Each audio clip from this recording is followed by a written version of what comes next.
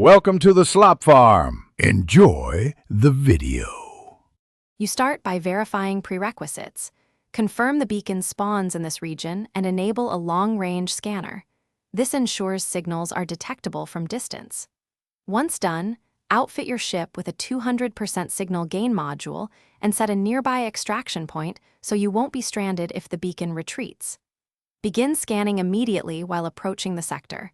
Early detection saves time. Make short-range sweeps in a spiral pattern to pick up any faint signature as you close in.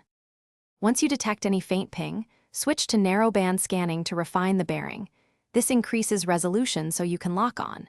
Next, perform triangulation by taking readings from 3 different positions about 1 to 2 kilometers apart. Plotting intersections gives a precise coordinate. While executing, power down non-essential systems to lower electromagnetic noise and improve scan fidelity. Keep brief, timed bursts of scanning to conserve power, and update your plotted fix after each position. Change when you're within range.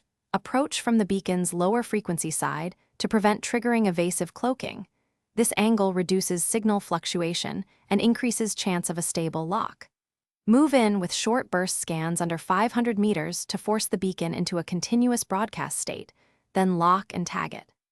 If the signal drops or you can't find it, immediately return to the last triangulated point and repeat the narrowband sequence. This retry typically resolves transient interference or position drift.